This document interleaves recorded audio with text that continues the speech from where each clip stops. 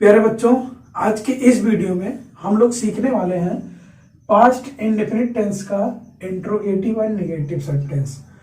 Past indefinite tense का प्रश्नवाचक और नकारात्मक वाक्य कैसे बनाते हैं, इसका ट्रांसलेशन कैसे करते हैं, ये चीज आज हम लोग बहुत ही आसान तरीके से सीखने वाले हैं। ठीक है, आइए इसको देख लेते हैं। देखिए, जो सबसे पहला काम होता है, मैं हर एक वीडियो में आप लोगों को बता रहा हूँ, सबसे पहला काम होता है पहचान। जब तक आप पहचान नहीं कर पाओगे उसका ट्रांसलेशन करना आसान नहीं होगा। ठीक है, तो इसका जो पहचान होता है,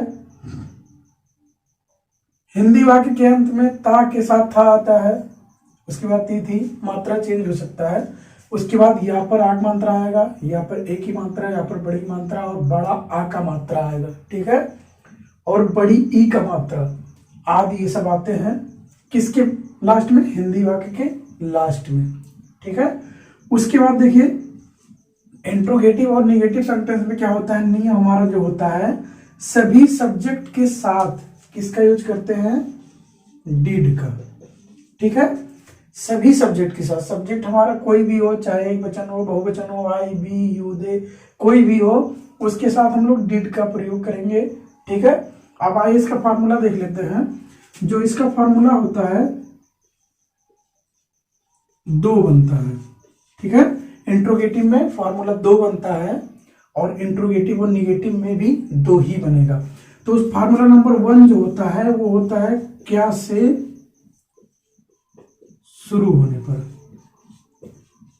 ठीक है, जब हमारा प्रश्नवाचक वाक्य, हिंदी वाक्य जब क्या से शुरू होगा तो उसके लिए जो फॉर्मूला बनेगा वो चीज मैं लिखने जा रहा हूं। सबसे पहले डिड लिखेंगे, ठीक है, उसके बाद सब्जेक्ट लिखेंगे और उसके बाद देखिए निगेटिव भी है ना, नॉट लगाएंगे।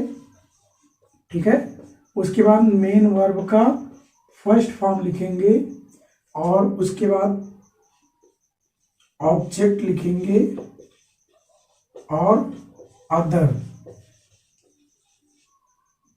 वर्ड।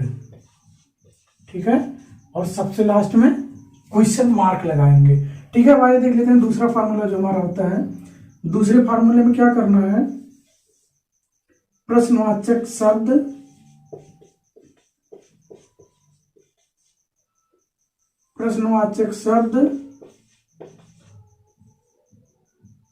हिंदी वाक्य के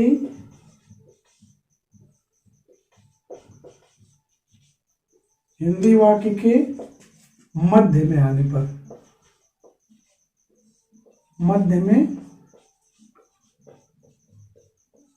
आने पर, ठीक है, इसका जो फार्मूला बनेगा, देखिए इसका फार्मूला जब बनता है तो जो हिंदी वाक्य के मध्य में जो वर्ड आता है उसी की अंग्रेजी सबसे पहले लिखते हैं। यानी कि सबसे पहले क्या लिखना है? क्वेश्चन वर्ड लिखना है। ठीक है, और प्लस पहला फार्मूला जो भी लिखे हैं वही चीज हमें उतार देना है। ठीक है, डिड प्लस सब्जेक्ट, ठीक है, प्लस नॉट और प्लस मेन वर्ब का first form plus object plus question mark, ये चीज। ठीक है, यानी कि इसमें देखिए याद करने का जो तरीका होता है, हमें कुछ नहीं करना है। जब क्या से शुरू होगा तो डिड सब्जेक्ट प्लस नॉट आएगा, प्लस ये मेन वर्ब का first form object plus other word, ये सब चीजें आएंगी। और जो दूसरा फॉर्मूला रहेगा उसमें कुछ नहीं करना, बस केवल क्वेश्चन वर्ड यानी कि जो मध्य में आ रहा है हिंदी वाक्य के, उसी की अंग्रेजी सबसे पहले लिख करके पूरा का पूरा पहला फार्मूला हम लोग उतार देंगे। ठीक है, अब आइए इसको सेंटेंस के माध्यम से सही से समझ लेते हैं और आसान बना देते हैं इसको। ठीक है, जैसे कहा गया कि वह अपने घर क्यों नहीं जाता था। ठीक है, क्वेश्चन मार्क लगाएगा। देखिए क्या कहा गया, वह अपने घर क्यों नहीं जाता था। जब ऐसे सेंटेंस हमको मिलेगा तो सबसे पहला काम हमारा क्या होगा? पहचान करना। पहचान हम लोग जानते हैं कहाँ पे जाएंगे? हिंदी वाक्य के लास्ट में जाएंगे। तो देख रहे हैं ता के साथ था आ रहा है, तो हम लोग जानेंगे पास्ट इंडेफिनिट टेंस का है और यहाँ पे देखिए बीच में क्वेश्चन भी पूछा जा रहा है और नहीं भी आ रहा है। तुम लोग जानेंगे इंट्रोगेटिव भी है और निगेटिव भी है। अब आइए देख लेते हैं। ये देखिए मध्य में आ रहा ना, यानी कि यहाँ पे दूसरा फार्मूला हमारा काम करेगा, तो दूसरे फार्मूले के अनुसार बनाते हैं इसको। सबसे पहले इसकी अंग्रेजी लिखना है। दूसरा फार्मूला देखिए क्वेश्चन वर्ड, सबसे पहले क्यों की अंग्रेजी, ठीक है। उसके बाद क्या लिखना है, डिड, ठीक है। उसके बाद सब्जेक्ट, सब्जेक्ट मतलब कौन सा है, वह है ना, तो ही लिख दिया, वाई डिड ही। उसके बाद नॉट लगाना है, ठीक है। मेन वर्ब का फर्स्ट फॉर्म लिखना है, तो जाने की बात हो रही है ना, तो क्या लिखेंगे, गो, ठीक है। कहाँ पे, अपने घर, यानी कि ही के साथ क्या लगाते हैं, अपने के लिए हिज लगाते हैं और घर के लिए हाउस लगाते हैं, ठीक है। Why did he not go to his house, ठीक है। यहाँ पे क्वेश्चन मार्क लगा देंगे। ये हो गया। इसी तरह से इसका ट्रांसलेशन किया जाता है।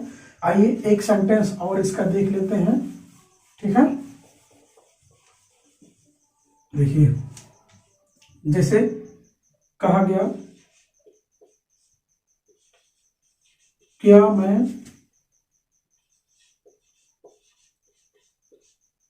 अपना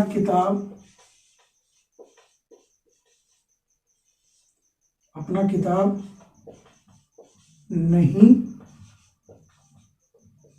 पढ़ता था। क्या कहा जा रहा है, क्या मैं अपना किताब नहीं पढ़ता था। देखिए जो हमारा सेंटेंस है, सबसे पहले क्या करेंगे, इसको पहचानेंगे। तो पहचान के लिए लास्ट में जाएंगे।